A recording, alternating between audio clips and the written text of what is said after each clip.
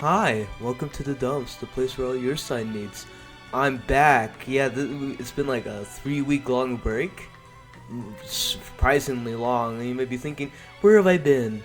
What adventures have I gone through?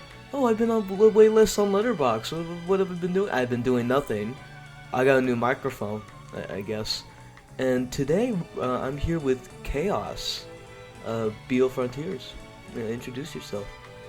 Um, Hi everyone, call me ChaosBeetleFrontiers. I'm with the guy who gave Blue Beetle a 4, and yeah, I just hang around with this dipshit while I go onto Letterboxd and Discord and all that shit, and I don't know what I'm like so far. My brain's just fried right now. Mine but is yeah, too. yeah, that's me. Should we talk about that? Yeah, we should. So yeah, I think we sort of met through Hal's Discord server, if I recall. And I think we did. Yeah, and then I joined your server, which led me to the rest of you. A lot of people who have been guest starring on this podcast come from the server, the Perry server, and so yeah, you're kind of like the main reason why I even had this sort of platform, probably. Which is really funny in this odd turn of events. But yeah, you finally got your episode, and we're here to talk about two things I don't really love, but I'm like, okay, I guess I could talk about this, because you more or less care about it more than I do. So yeah. Yeah. We're first going to be talking about another DC flop from this year, Blue Beetle. It's better than the others, but that's not saying much. It certainly is not saying. It definitely is not saying much.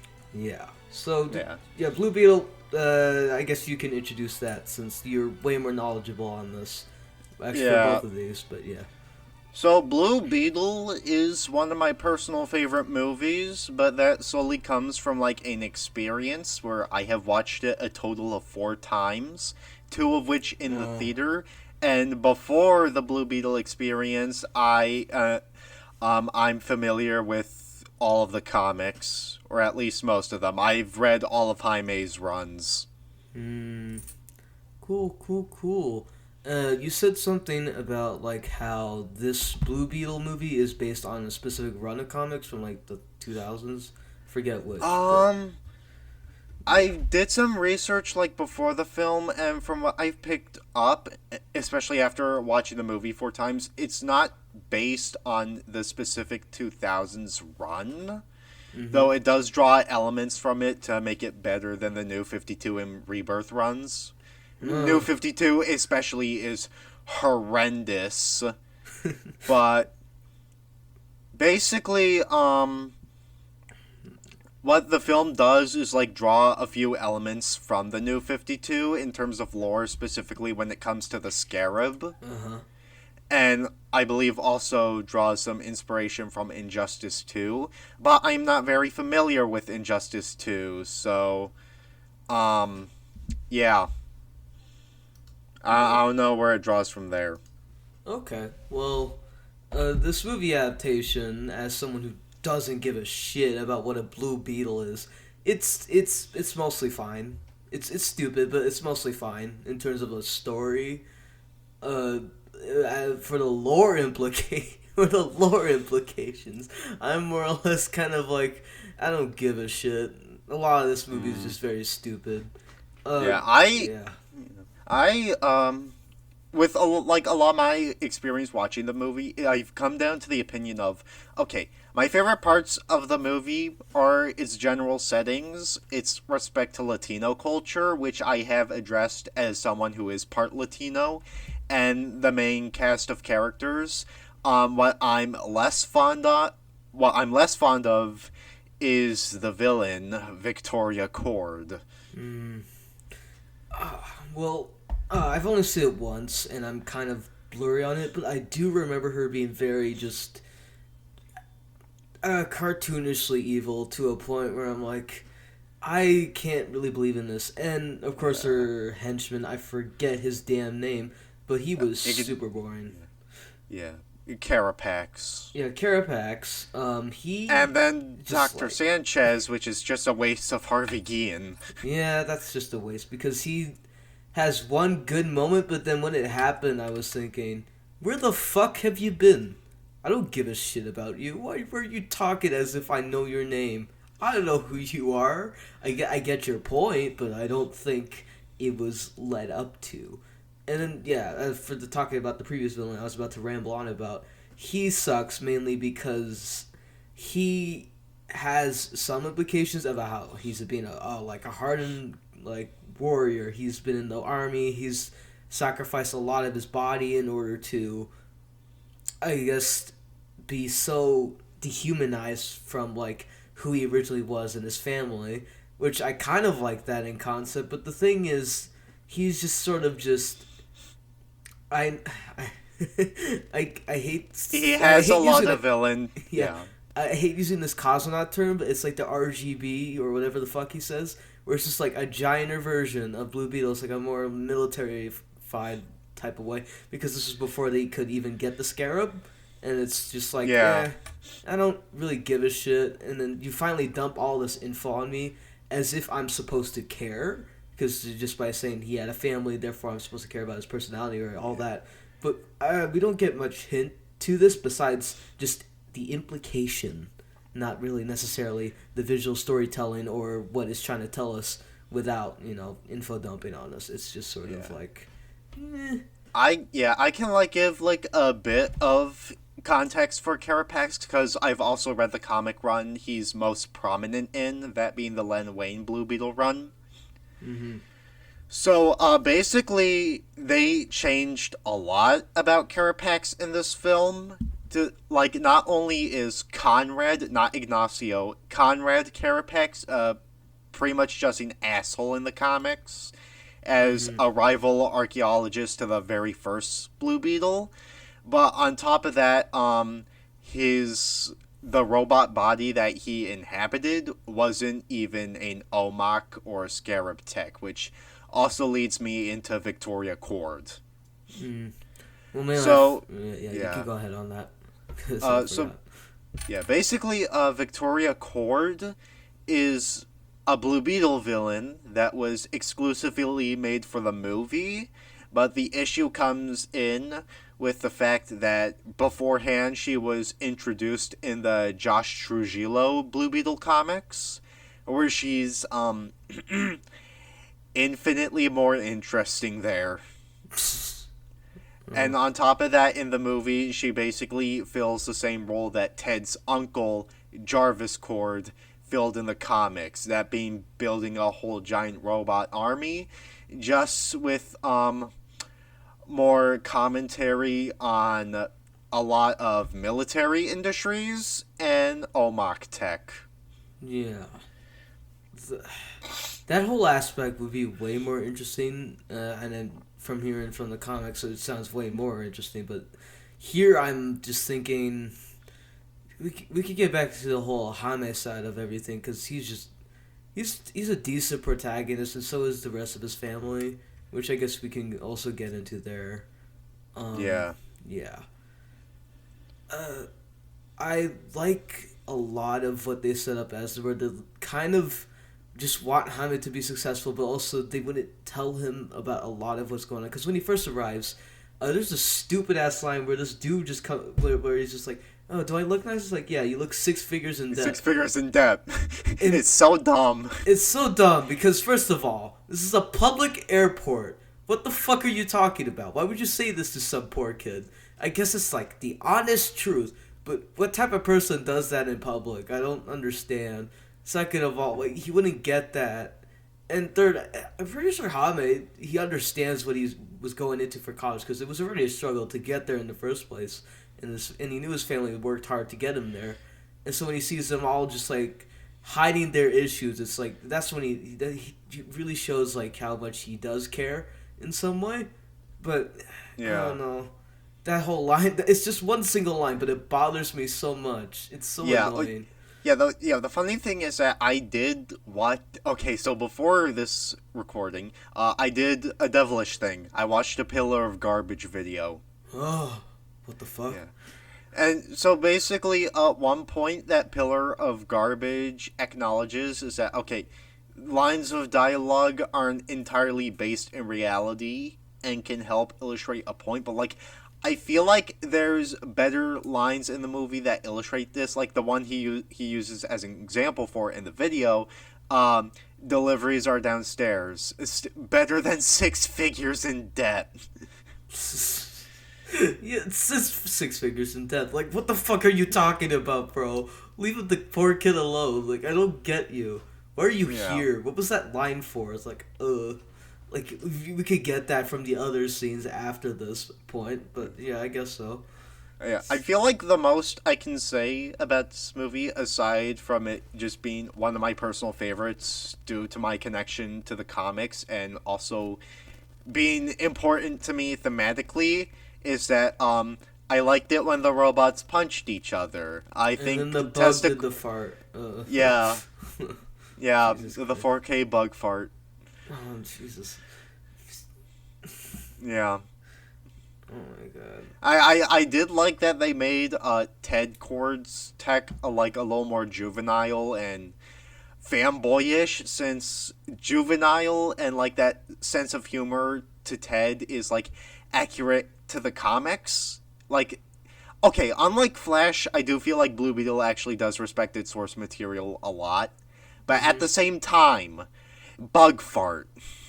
So, I still don't get that, but it was kind of funny in the moment for like a split second. And, well, at least Migration won't have any fart jokes, I guess, but yeah, I guess. Yeah. Yeah, I don't know. Illumination is winning this year. But yeah, I don't know, this, the whole action part of it, I'm mostly fine with. In terms of Jaime's abilities, they're pretty vague with.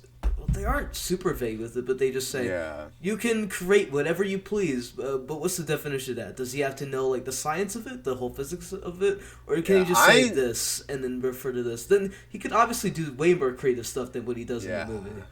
Yeah, I've seen like a lot of the comics, and I think that they actually did hold back a bit, which I'm fine with, but the Scarab is capable of a lot in the comics, especially the 2006 run, which I just find really fascinating. Mm-hmm.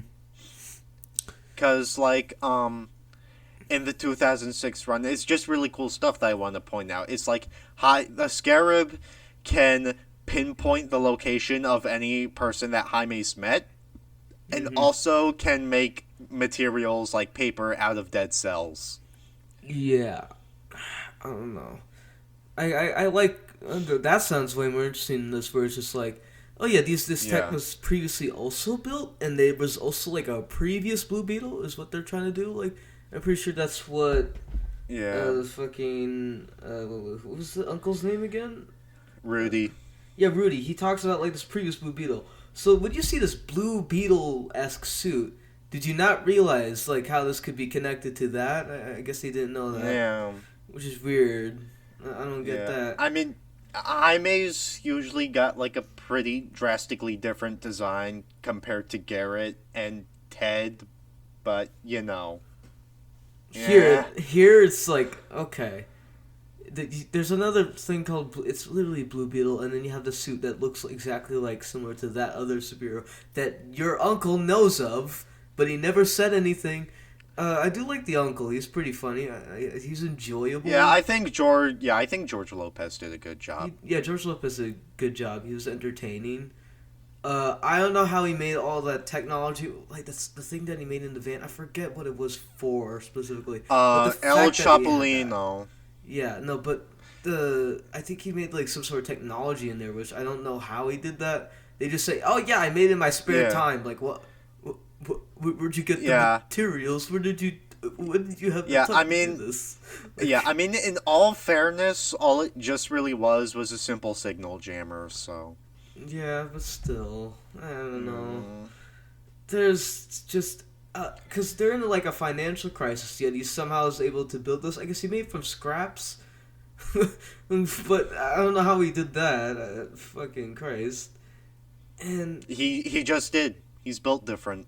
I guess he's just built different. And then there's a whole part of his father getting a heart attack earlier. And when they said that immediately, I was like, okay, he's dead. He's fucking dead. Yeah. And so, he dies. And I'm like, what? How many scenes did he get before this? Like 3, 2? Forget how much. A couple, like, scenes that set up something great, but they kind of just forgot about him for a while. Because, you have to get into the whole plot of it all, so... Yeah, I do find, like, Alberto really interesting in the comics, since those are comics where he wasn't killed off, so, he's obviously fleshed out more as, like, a father. But it's also pretty interesting there, since Alberto has had health problems in those same books. But it's more so facing a disability while Jaime completely disappears, and still having to work his best as Jaime's father. Yeah, I do like the idea that the family just want him to continue to go to college in that beginning part, but just the heart attack part feels like it's a bit far reach. Like, you could tell him about that, at least. At the very least, I do think that Alberto does very much hold the strongest emotional core in the movie. He does have one really good moment, just for me, as a part of the experience. It felt like you gave me a bit of what you're trying to lead into that really dramatic scene, but I just didn't get enough of that. I guess you could get that from the common sense of the family and how they're all behind them, but like for his character specifically, it feels like you didn't really earn that moment at the best way. I just don't feel like it doesn't really do much for me. I feel like I do feel like its story like does lack a lot, but at the very least, I think one aspect I would consistently praise the movie for is presentation. It's a decently just like modestly well made movie. It's not. A lot of it, like a lot of the daylight scenes, they're okay. They look fine, but like some of the nighttime stuff is decent, I guess, but I wouldn't say it's a technical marvel or anything. It feels like I think like a lot of the cinematography I think is neat. Its CGI is a godsend compared to Flash. I actually like a lot of the suit work for the movie, and the score slaps hard. I haven't actually gone into it. It blends in well. It's one of those soundtracks where it just kind of blends into the whole thing. Which that's fine in and of itself. It doesn't really need to be carried from that. Because I've seen a couple like videos that analyze music in movies, and you don't realize how good it is until you actually like pay attention to when it's played and how it's played. But I'm not a music theory guy, so I can't say much about that. But I do acknowledge that it probably works well because this movie, for as generic as it is. If I were to like forced to watch it again, I wouldn't mind.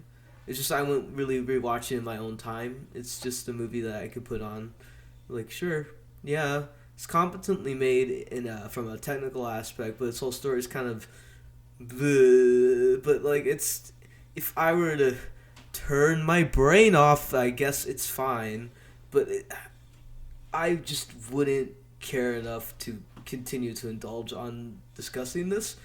Because it's like, I couldn't give much of a shit. I guess you could talk about how it's like, how does it tie into the DCEU, which forever, how much of a fucking tangled mess it is right now. I don't know how it fits there. But, I don't think Blue Beetle inherently does anything to like contradict the continuity of the previous films.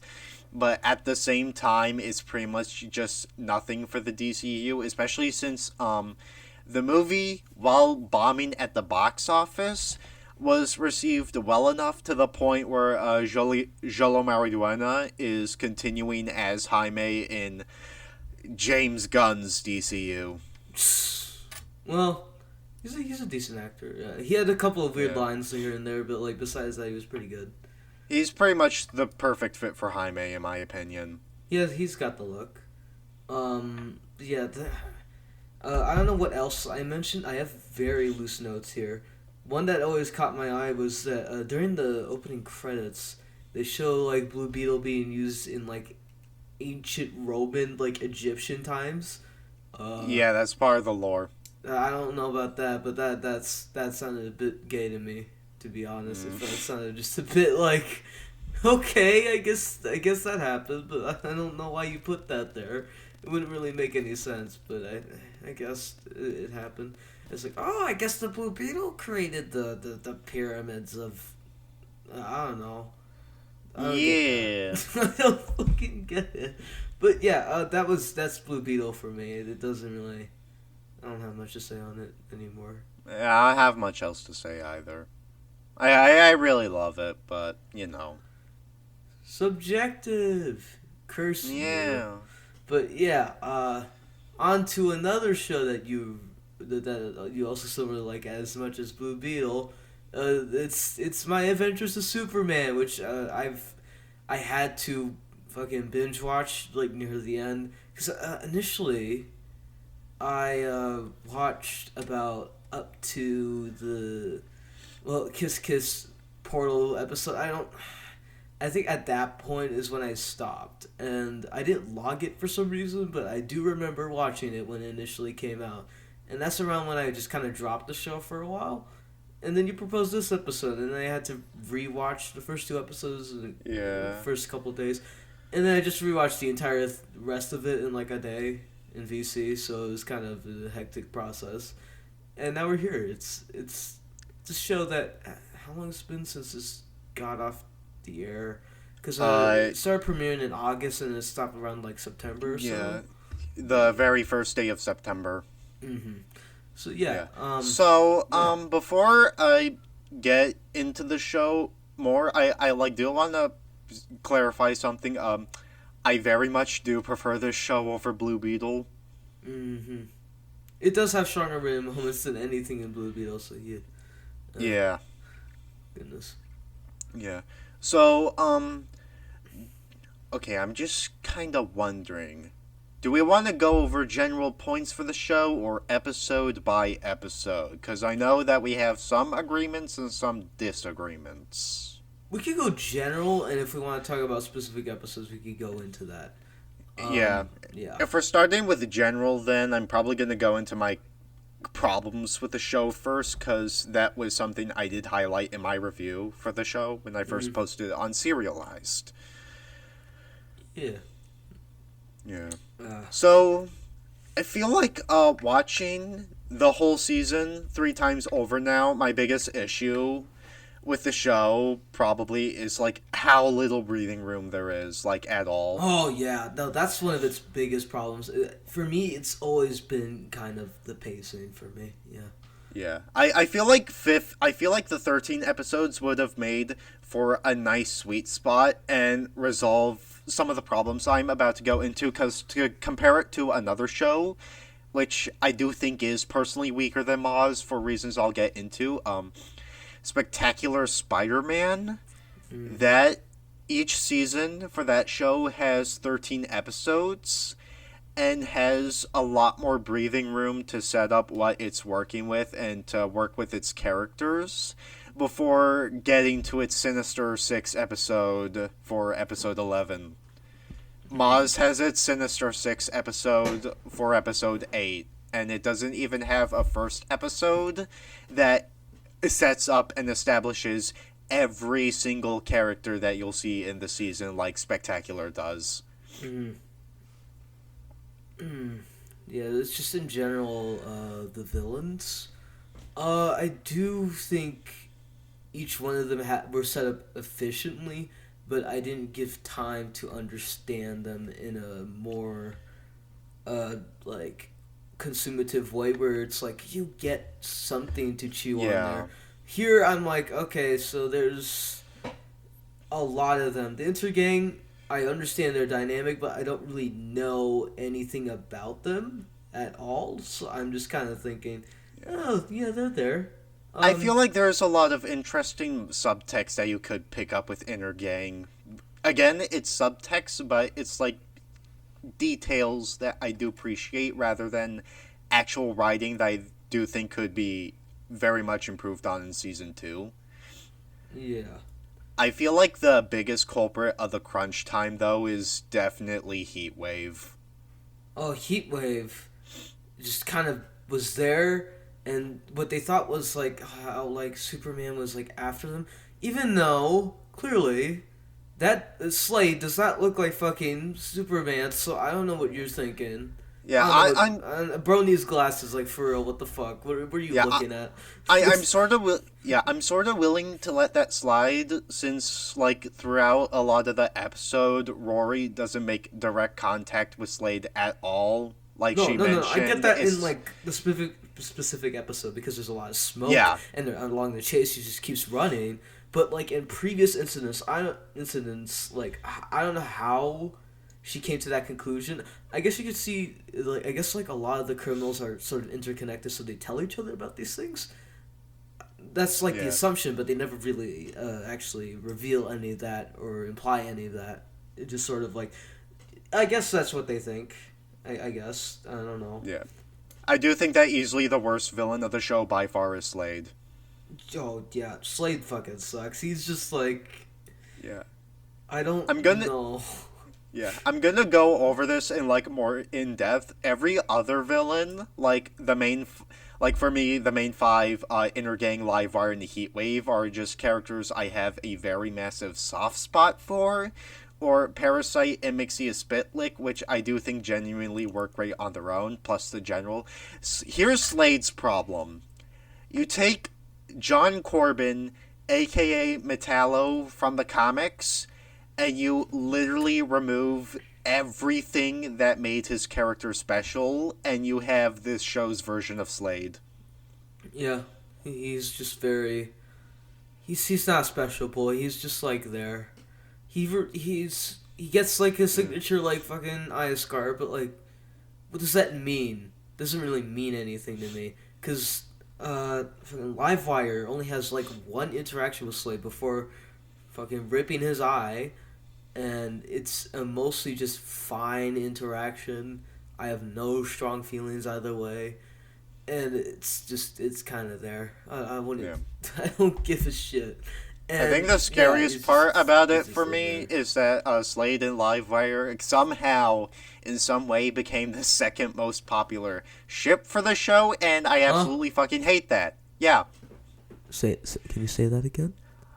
Slade and Uh-huh. Livewire Uh, in the show's fandom, especially on fanfic sites like Archive of Our Own, are the second most popular ship behind Clark and Lois. you gotta be joking, right? No, Like, oh, I oh. hate it. I hate it so much. I don't think I want to live in this world anymore. Neither do I. What the fuck? It's they interact twice. They And one of them, he tortured her. uh, uh, I, I'm just speechless here. I don't know what to say about that. Yeah. Uh, But yeah, going back to Heatwave a bit, I hardly think that she's the worst villain of the show at all. My main problem just being the most she gets to work with is episode 5, where she has to share an episode with Slade and the General, and then episodes 8 and 9, she's the 6th Task Force X member, so... yeah. The whole general Which... like Task Force X thing, I think I was kind of worried about for a good majority because they were being super vague about it. But fucking Zero Day, which is like some of the best in the show, they definitely resolve a lot of my questions with what they were, and they also helped me understand like why do I have to care about this general? I don't know who he is, but you finally get to discover like who he is and like why he is. And well, sure, a lot of it's like, oh, it's based on this one incident. There's also just a lot of other ways he like says things and the way he goes about things. Where, well, yes, he was definitely vengeful at this point after this one like specific event that's haunted him.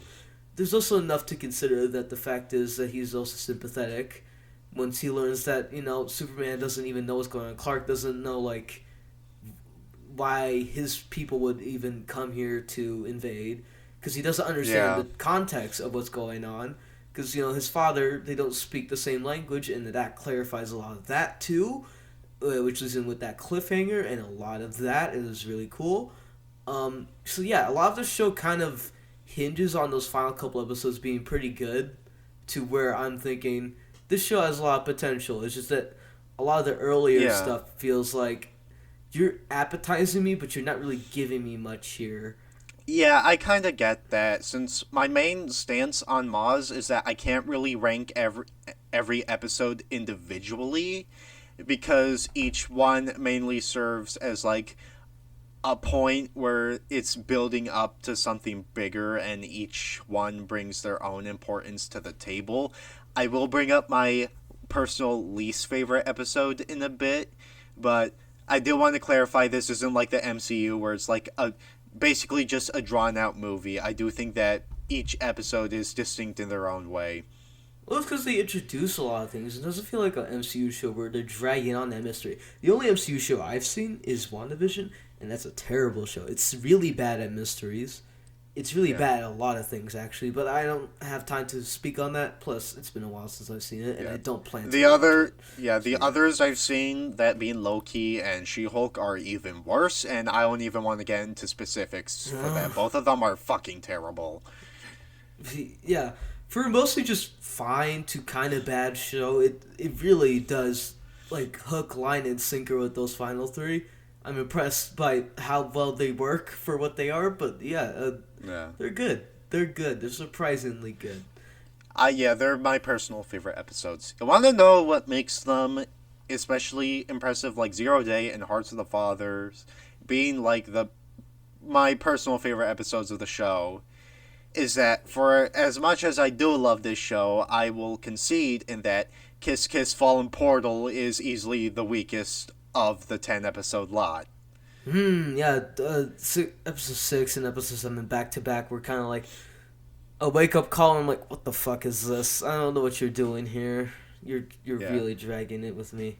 And my Yeah, patience. episode 6 is actually one of my personal favorites. Mm-hmm. Mainly for like, I did watch the interview with Josie Campbell that I was going to use for my background information when regarding this show, and we'll get to the main cast in a bit.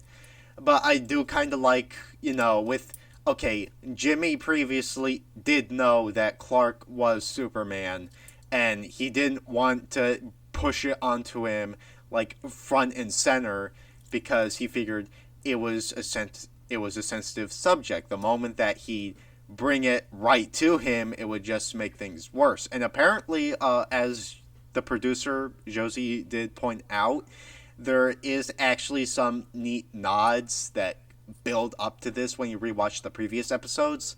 Like episode 1, when Jimmy gets blurry photos of Clark, you kind of get the context now. Oh, he did that on purpose because he didn't want to expose to the whole world that Clark was this strong super alien. Well, is there any other examples you have? Because I'd like to hear that. Yeah. I think that's like the main one, but I think some of the others that people did point out was him hinting at it a little bit, like saying in episode 2 that his theory is that Superman is an alien. Mm-hmm. I think in episode 1 that's like the big setup, Well, and it does. And even then, I do think that it does kind of make sense, since you've seen since episode 1, they've been roommates. I can buy it. I can buy why he knows. I just think the actions he precautions there is just like very vague and sometimes kind of bad in retrospect. Where it's like, okay, so you understand why they can't go on this camping trip, but he's still sad about it, which I guess why he'd be sad for Lois. Like she didn't like even try to show up. But with Clark, I feel like he'd sort of understand in retrospect, especially considering that he knows by the context. And then episode 1 was what you present here. I think that's pretty vague because I feel like he could have easily just been a bad photographer. He just couldn't take a picture.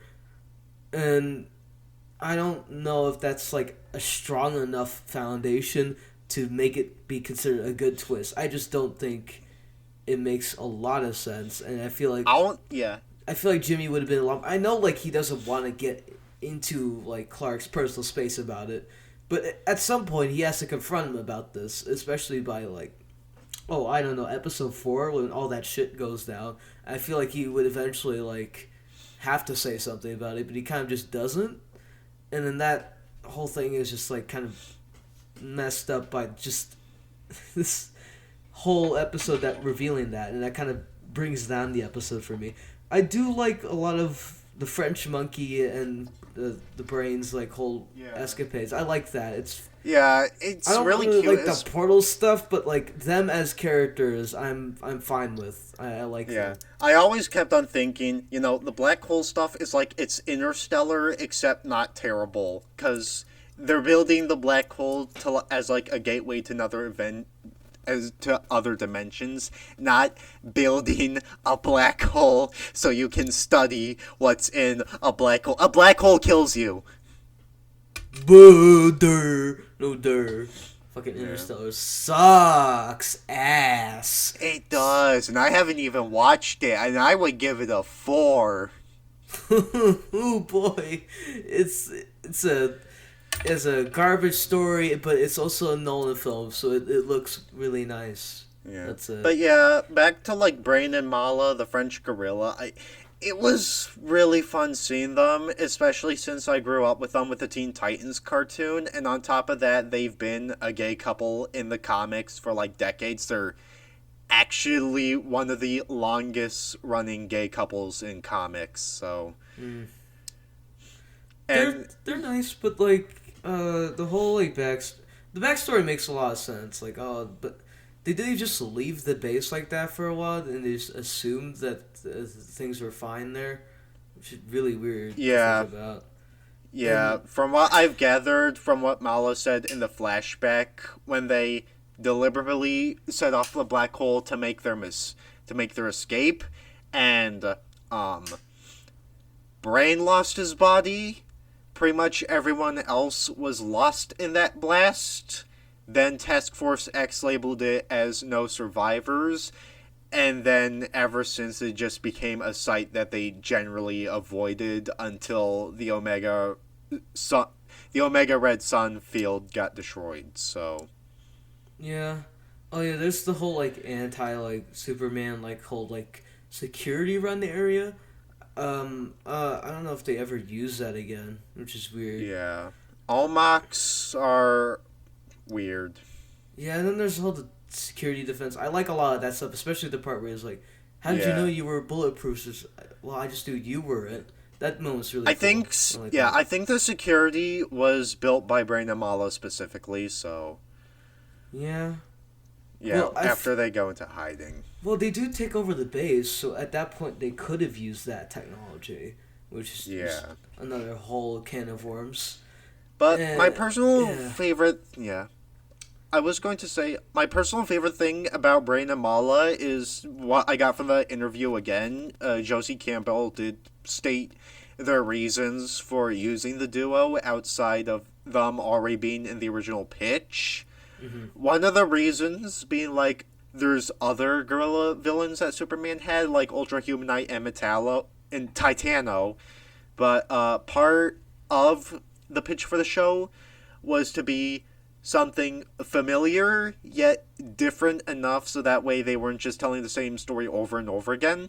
So Brain and Mala fit that card, but also, as the crew being big Doom Patrol fans, they used it as contrast to Clark and Lois's relationship, where they're a lot more wise, older, and stable. And also like, compare it to Clark. They're different, and the world isn't very accepting of that. And that's the exact kind of people that Clark fights for, and that's something that I really appreciate about the show's writing. Yeah, there's... I do like the Eiffel Tower episode in terms of character writing, because it feels like after those first 2 episodes, which kind of have a rocky foundation in terms of, like, episode 2, Clark is already complimenting Lois for, like, too many things. Like, slow down, slow your roll. I get like okay, I like the first episode where they're like, I like they separate the fact that they just like each other in a more like sexual way, but then in terms of a personality, that's like not concrete yet since they have been working together for only a mere day. And yet within that same day in part 2, they're like, oh, I like this, blah, blah, blah. And I'm like, oh, okay, so we're here already. Yeah, pacing for the romance is definitely something that's weird for the show. Because, like, on one hand, there are, like, a ton of other Superman stories that do kind of establish that, you know, it's the love at first sight thing with Clark and Lois. But looking at the show on its own, Josie Campbell did state that with, especially for the fast pacing for their relationship, and obviously still going to develop in season 2 a lot with some highs and lows, but they were scared that they'd only have the 10 episodes to work with because Warner Brothers is a company that is infamous for hating animation at this point, so yeah, it's basically taking the 10 episodes and working with what they may be able to got. If they got that 13 episodes, I feel like they would have fleshed out that first half of the show for a way better length, and it would have felt much more even. But as of now, it just felt like kind of rushing through the motions here. You're giving us the moments that we need. It feels like a lot of these moments are momentary rather than building. Like, they're here to just do this just so we could do stuff later rather than build upon each other naturally and at an equal pace. It's kind of just like speeding by the motions, and it's like you could have just slowed down your roll. Yeah. Goodness. I feel like for a 10-episode season, they did a good job and the best that they could, but at the same time, this is something that I'm more so going to blame Warner Brothers for than the showrunners and producers, because it's a case of a little bit more is more and better, if you get my drift. Mm-hmm. Yeah. And then there's just episode 7, which is not good. I mean, I like it. I have like a whole page of notes on like why this episode sucks. Yeah. Goodness. I sort of like it, but it's exclusively carried by some neat character work for the main trio, and I just have fun with Mixie Spitalik as a villain in general. Let's talk about the League of Lois Lanes. Oh boy. Okay, so they don't even have. Oh my goodness. Okay, so there's like 7 of them, and then there's one Jimmy Olson female version that's bait. And there's like, they can like travel anytime they want. So for some reason they have so they have like these portal bands. Like when they open the portal at first to lead in Lois, it's like it's clearly not because there's another portal type where they can bring in the ship. But then there's also this other portal type, which is just to take them anywhere on their hands. Yeah, portal gauntlets. Yeah, the portal gauntlets. And there's later in the episode where it's like, oh, we broke our portal travel on our ship. What about your wristbands or your gauntlets? Go, just use those.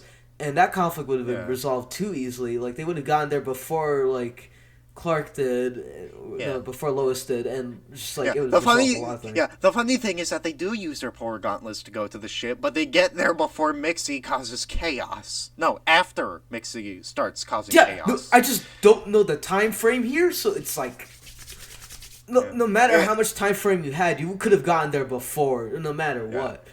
It also just doesn't make sense in like the time frame of how is this universe only recently discovered. Okay, I can understand the Lanes sort of not discovering it because they're kind of stupid villains in general. Yeah, because there's so much wrong with them even besides that point. It's another case like Victoria Cord where I appreciate them thematically, but in the context of the story, they're goddamn idiots, and I don't know enough about them to fully get invested in their concept. I don't know, even like the vague good character stuff, I guess, is like, Lois's insecurities are brought front. Like, we didn't need to really emphasize on this part. This feels like a very unnecessary type of plot. And plus, we don't know much about these Loises besides their artificial accomplishments. And you could have used that sort of artificial accomplishments to say, well, each Lois probably had their own journey to get there. They could have expanded on that more. But then we also have Mixie and like the whole other cavalcade of like plot going on where it's like, oh, Clark is actually secretly evil. But how do they know? It's kind of like fucking Across the Spider-Verse. Yeah. But with Across the Spider-Verse, it makes more sense that they make up these canon events because they think, well, this is how most of these Spider-Man like become their origins, and yet Miles is so different. But here, it's like you've never had a Clark that was just nice. Yeah, who ended up, and on top of that, normally, like I get it as like a commentary for like the evil Superman stuff, but I can still guarantee you, even if stuff like DCU Superman, Injustice Superman is unfortunately impactful in pop culture, that is still the minority, not the majority. Yeah, no, the whole stupid ass shit that goes on here. Because you have, like, the fucking... So they have this, like, I don't get it. I just don't get why they're written this way. They feel so basic. And then... The other thing... Because they see Clark do things that are very selfless, and that they're still like, well, we'll still go after you for some reason. Yeah. The other thing where you can look at this and it still falls apart is that these Loises themselves have trauma of their own. Here's the problem. Let's compare it to Across the Spider-Verse. We get a clear picture of Miguel's trauma. Here, we don't see anything. They're just like, info dumping thing. Here we go thing. Here's this thing. Here's that thing. And so, yeah, the whole character stuff is extremely weak, and it's kind of terrible. So, back to the whole fucking lore of it all. That's when things get even more fucking complicated. Because we also have this, like... So, the Loises, they hint that no Olsen can get into this, like, closed file area.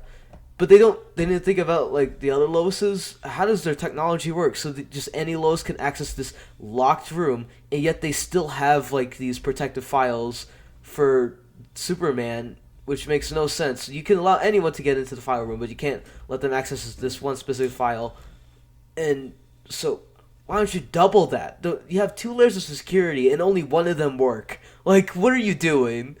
And... It's like, do each Lois have the same handprint so they can all just come through? I guess that's not how multiverse works, because, each Lois has to be different. Some are just gender swap too, so wouldn't that make, like, some hand genes, like, different? Because, men's hands look different than female hands. That's just an inherent, like, actual science thing. So I don't get that.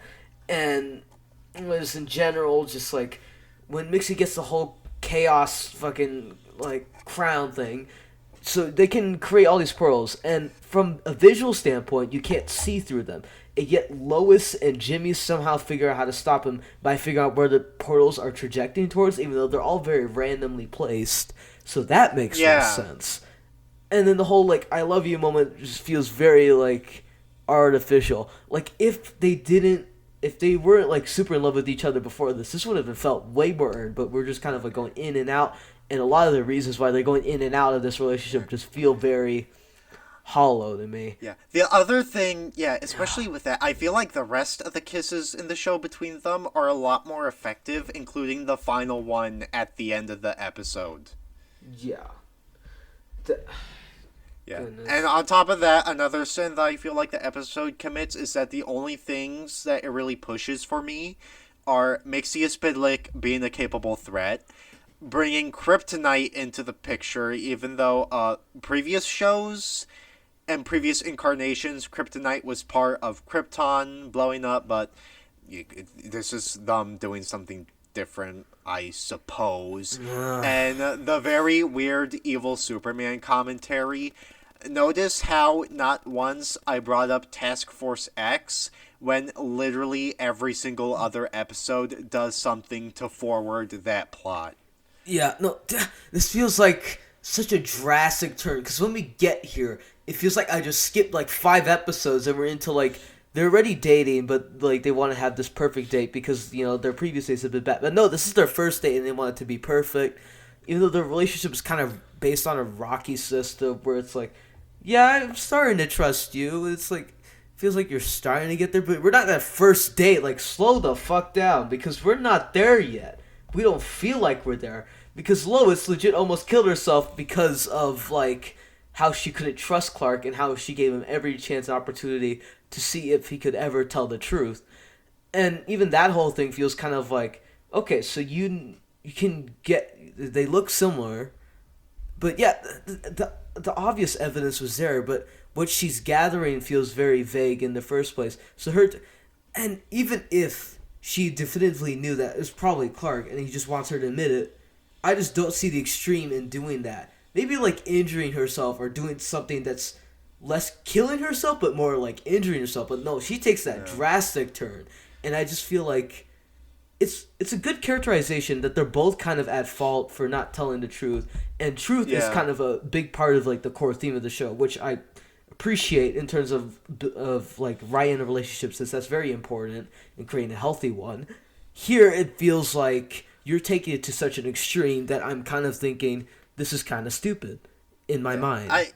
I feel like that extreme for Lois is an enjoyable. For me, it's like an enjoyable flaw to watch, but here's the thing. I feel like that the show handles it better than stuff like comics and most notably Superman 2, because the show actively acknowledges that even while Clark is at the wrong, what she did, I know you're not a big fan of it, but the show does acknowledge that it's extreme. Superman 2 just has her jump out of a building and shoot Clark with a bullet, and it amounts to either jokes or nada bunkus jack shit. Is this from the original cut and not the Richard Donner cut? The bullet part? Yeah. That's from the Donner cut. Oh god. Okay, maybe the Donner cut wasn't worth saving, but yeah. So yeah, that whole thing. I'm like, this stuff. Yeah, I swear to God, before these first 3 episodes, I had such mixed feelings, and I still do. It's like still a 5 out of 10, but man, like, a lot of those final 3 really do contextualize some of my problems. Yeah. But still, like, we have like Kiss Kiss Fallen Portal, and that episode's just an entire fucking mess, and I don't get why it was written the way it does. It just... Yeah, it's like you go from Kiss Kiss Fallen Portal to 0 Day, which make for the best episodes in the show. Yeah.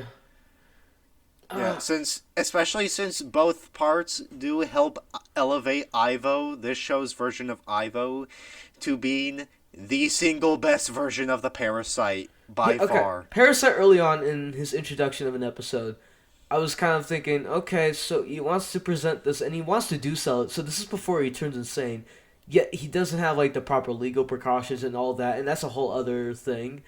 But, like, I start to understand it when he goes insane. But this was before then, and I don't see why he would care too much about Superman. Maybe he wants to work for the government and to earn more money. That would make more sense. And then he slowly turns into a madman. But... yeah, like, this just made me think, like, early on, he could have set up greater things, and he could have gone with a lot more of a sort of detail into it, but you're kind of just being straight up. That actually did just remind me. It's not in the actual text of the episode, so you can probably write that off as a problem there, but there's, like, a small snippet in episode 2 that shows that Ivo does have connections to the military, and the stuff that he builds with Amazotech isn't just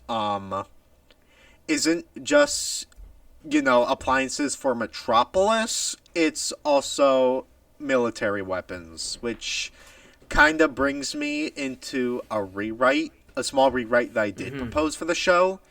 So one problem that I do have with Moz, pacing-wise, is that something that I brought up was spectacular, is that show, in one episode, sets up all of the characters that you'll see throughout the season. Moz doesn't really do that in that first episode and keeps things rather vague, so here's my proposition with it, since most of the villains are already connected with Kryptonian tech. Ivo is the one who buys tech from Leslie. Rory, Kyle, and Albert are part of her crew, But Ivo tries tricking Leslie by not being at the drop point so he could get the tech for free, and every other buyer from Metropolis is removed. And after Leslie gets kidnapped by Task Force X, Albert and Kyle take tech for themselves to free Siobhan, which Leslie refused to help with, and Rory tries picking up the pieces from Leslie's gang.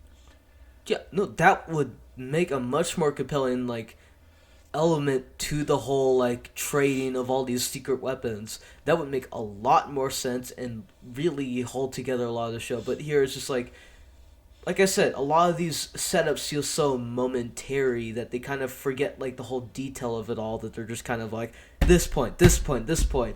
And I guess Kiss Falling a Portal is kind of like a sort of prevalent version of this within its own contained mess. Like a whole contained, like, multiversal mess. And I kind of want to get back to that because I have a couple other things I kind of don't like. Because, there's also, like, okay, you can make all these portals, these dumb bastard. You could have just left instantly, but no, you wanted to fight it out for some reason. Because even if they did follow you, you have such a massive amount of portal power that it doesn't really matter. Like, stupid idiot. Yeah, it's like the one thing. Yeah, it's like the one thing for the episode that I will sort of disagree with you on. Because as someone who's, like, a little more familiar with Mixie's character, Mixie's character in pretty much every single piece of media he's in, including this one, is just finding someone, especially Clark, connected to Superman, and if someone's in his way, he's just gonna try to piss them off. Well, I think within the context I feel like of this the show, dialogue, kind of like, yeah. I guess the dialogue kind of implies it, but at the same time, it feels more like, I'm going to play with you a little bit, but then I'm going to head out. I'm going to let you deal with your own thing. Kind of feels like that sort of attitude to me. Yeah. But that lies in a more subjective like, category. But, yeah. Yeah. It's like, I feel like Mixie is still the strong point of the episode, and then the League just ruins the whole thing. Yeah. I don't... For some reason, they, like... At the end, they're like, oh... God, they got away, and then they just move on. They're like, yeah, we'll keep this in file, I guess. And, like, they don't question any of this. They don't go back to that planet. Because it seems like their whole goal is to, like, try to stop every Clark in every dimension. So, like, what the fuck are you doing? And also, my question is this all the League is? Like, their headquarters are so big, but it's so empty. Like, where's the rest of I think it'd be really funny if there's just, like, a fucking cavalcade of Lois's, but also that wouldn't be very practical. And I kind of understand, based on the budget of the show, that they couldn't even do that. But it's still weird that they don't acknowledge that. I know some people did theorize that maybe the Legion of Superheroes would have worked with this plot, and they didn't go with that with the time constraints. But no, considering what I got from the interview, the League of Lois Lanes is what they did want to work with. And I can, like, sort of see the appeal from it on a conceptual level, because... You see Lois as this super smart and super determined person, and it's basically like the Council of Reed Richards in Marvel, where you're basically just putting multiple versions of the smartest person in the room in the same room. Execution-wise, I don't think this show hits the landing. Yeah, fuck. And the other... Jesus. And the other thing is that I do think that there are more compelling Lois multiverse stories. The one that I did read today was Lois the Eradicator for the Death of Superman, where it's this one Elseworld multiverse story where Lois gets overwhelmed by grief, with Clark not being able to be saved and the Justice League doing nothing. And as such, when she goes to the Fortress of Solitude, she lets the Eradicator take over her, and she solves the world's problems by pure revenge and killing a lot of people before taking on the cyborg Superman herself. That's cool. Yeah. Yeah, wow, this show's a fucking lot to discuss, because I do like aspects, and then other times I'm like, I don't like this show. And throughout this journey, I must say, I do admit a lot of what I do like about the show, and I'm excited for what Season 2 can do. I just hope they really do improve upon the problems I've been talking about. For as much as you can kind of defend the show, I thought it would be kind of unfair. I thought it'd be like, you bring up biased arguments, but genuinely, it's been nice to discuss because you do give a fair amount of criticism to this, and yeah, it's like, I thought going in that like it would age super bad, but no, it's still kind of bad at aspects, but like it's not the worst show, and I could easily see it doing much better, especially after those final three. I could see where they're going. Just that Definitely. Warner Brothers just like did jack shit to help. They did jack shit. Yeah, I mean, they really did not help, but with what it did work with, season 2 is in production and it's coming out very soon. James Gunn does like the show a lot, and it's one of the most viewed television shows of the year, so... Yeah. Yeah, I'm very happy about that. If they just remove a lot of the small details, like, I'm gonna give an example here. Episode 3, where they're, like, going to investigate. Which, another thing, I wish they did a lot more reporting than just, like, those first couple episodes. I really wish they did more of that to prove Clark more as, like, a reporter, and especially, like, other parts of the show. It would really tie a lot of, like, the whole slice of life thing, and then counterbalancing with a lot of the intense shit that happens later on. But, they have 10 episodes. And then, that whole thing is with episode 3, they get these ideas from, the more higher pristine reporters instead of them being this downtrodden whole intern thing, which they kind of forget about how, like, their whole intern thing. I wish we'd have a couple seasons of just, like, making coffee, which would be really funny in concept. Another thing I did bring up in my review is that Steve does get another episode, and I think he works really well in episode 5. Mm-hmm. But, Kat and Ronnie have the same problem that Heatwave do. Yeah, they get nothing. And with that episode specifically, I'm just like, okay, so they get their IDs, and they prove to the guard, like, where are those reporters? When the guard could just easily look at those IDs and then realize, wait, you're like slightly Asian, and then this girl's like a white girl. So, this doesn't look right. Okay, and, neither Lois or Kat are white. Stop lying. Okay, well, they just don't look similar at all, but yeah, who cares? Yeah, they don't. I don't get why they did that. It's a really silly scene. I sort of like it, I sort of don't like it. It's weird, not good, but funny. At least to me. But yeah, small details like that kind of build upon the show, where I'm like, okay, sure.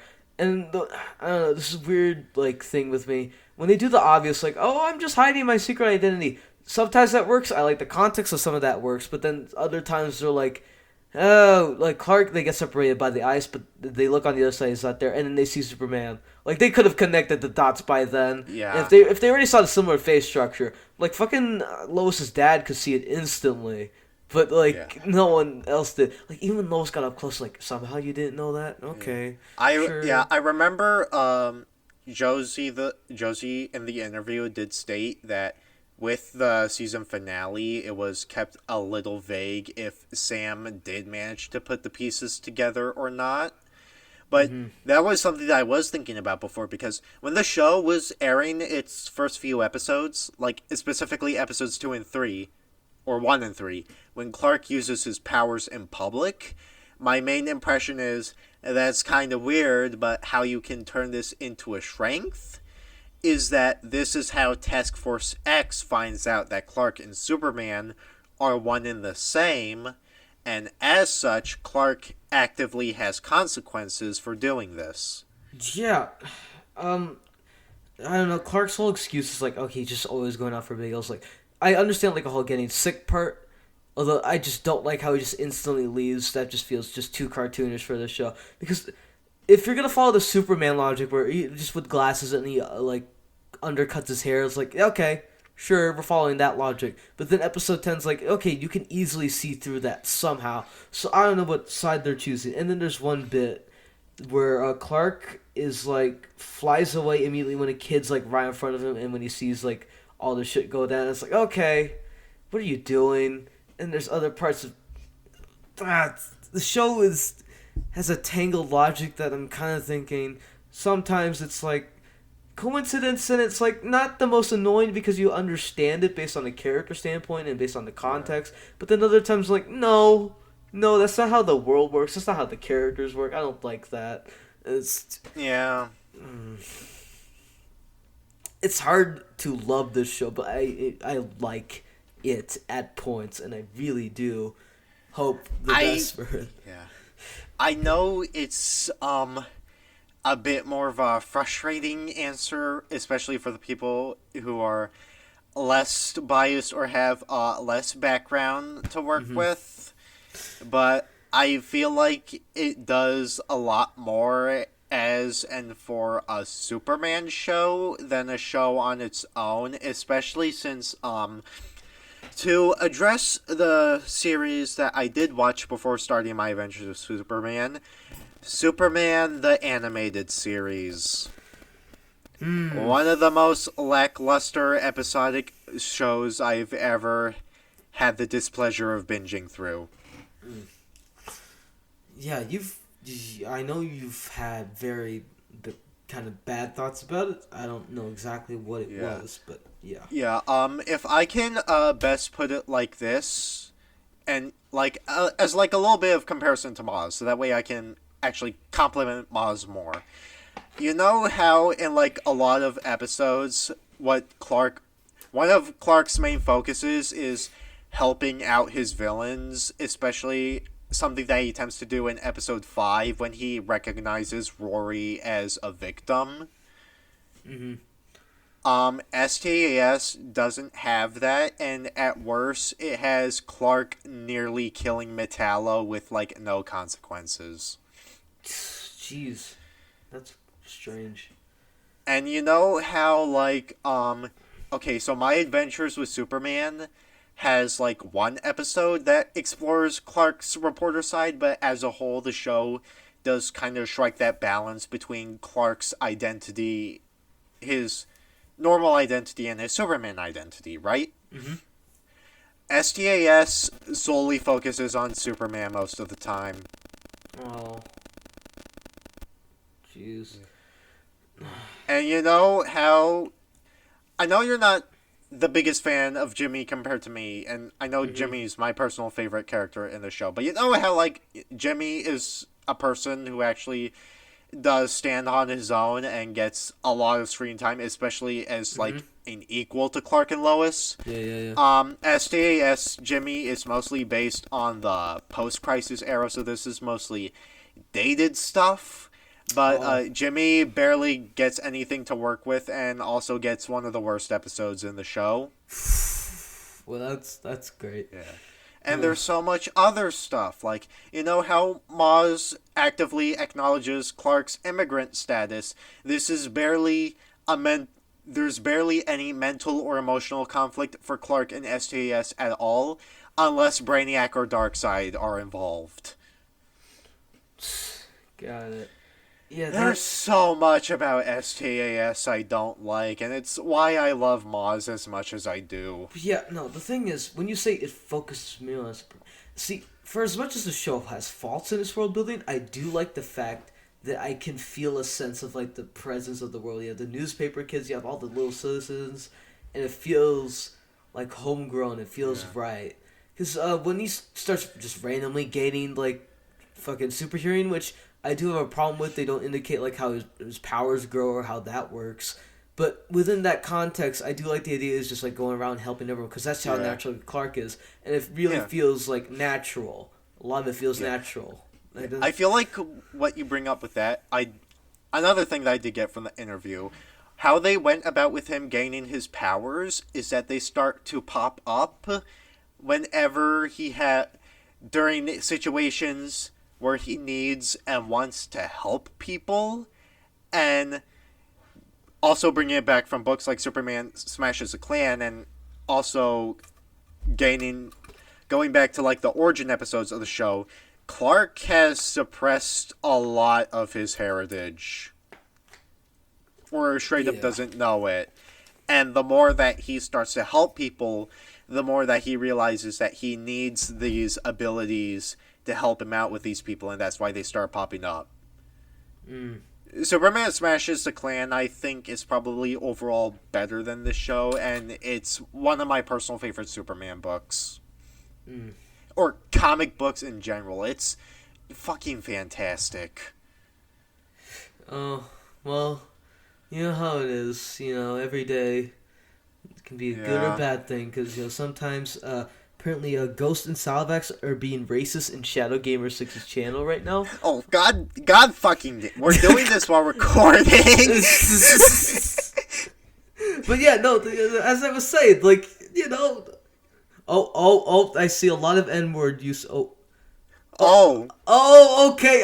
Anyway, back to what we were talking about. So, Yeah. yeah. Okay. So, I do like aspects of the show. I really do.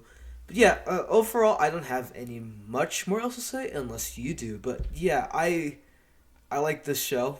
Yeah. I hope the best for it to be better than me thinking I like this and I don't like a lot of this. But yeah, I hope for more of something like Zero Day and what they do there, rather than I do... like Yeah. Kiss in the portal. Like, Yeah, I really hope it does get better. And I've seen the concept art. I do think that there's like a lot of cool ideas, especially with Brainiac, which I'm not going to spoil. oh yeah, that final stinger. I'm excited for what they do there. Yeah. But I do have like a few more points, but it's kind of like stuff that we already gone over in the episode. Like, part of why this version of Parasite works is being more metaphorical and Ivo actually having ambition. Yeah. I really love the character work for the main trio, but my big problem with it is that even though they do a better job than I thought they did looking on rewatch, I do feel like there's too much Clark and Lois and Jimmy than Clark and Jimmy, and both of them are roommates. Part of why Zero Day is my favorite episode, especially for like part 1, they actually flesh out the inner gang dynamic a little bit more, and it kind of elevated to Mist being one of my personal favorite characters in the show. As like, he's literally me for real character. Yeah, I'm glad. Personally, just for this series, I don't really care much about Blue Beetle, but I'm glad you really enjoy the show because I Yeah. understand it completely. But for me, someone who's so detached from it, as its own show, introduces Superman well, but on other ends it kind of doesn't. Yeah. But yeah, it's Yeah. a okay show. It's mixed bag. Yeah. Has quite a lot of good, has quite a bit of bad. Still my personal favorite piece of media from this year, alongside Godzilla -1, and I think Scott Pilgrim Takes Off. I'm probably gonna raise Okay. that score after I rewatch it, after I read the books. That's so good. Scott Pilgrim Takes Off. I also have I'm more positive on that, but I'm starting to go a bit like sour on me in a bit aspects. But that's for a whole other conversation. Cause Yeah. this show I do. Yeah, I like it. It's okay. I like it too. I recommend it. I recommend I it. might Yeah. not like it. Yeah. I don't think everyone will like it, but I do think that there's a lot of stuff to appreciate. Yeah, no. In terms of like an adaptation, can't say. As its own show, it's mixed bag. Like I said, yeah. I have nothing else to say on this because the server is currently imploding with N-word messages. I am not kidding. Oh goodness gracious, this has been a terrible sight here. But yeah, as usual with the dumps, we like being racist here. Yeah. Pretty much. Yeah. Glad to have you back. This was a surprisingly fun time to record and a great return after a 3-week break. I love talking with you here too. It went extremely well, to be honest, and I have lots of fun talking about it with you, and it let me express my praises for the show, a lot of them, my defenses for the show, and actually being more open about what I don't like about the show. Glad we came to a pretty common understanding here. Same. Yeah. If season 2 happens, I can bring you back on again. I really would. I'm very much looking forward to it. Yeah. Yeah. Thank you for being here, Chaos. How do I end this? What is the worst Mario Kart track? And hands down, Choco Island 2. And I am about to go over why it's the disaster that we all know today. Lois is hot! Okay, I'm done. Bye, guys. Bye.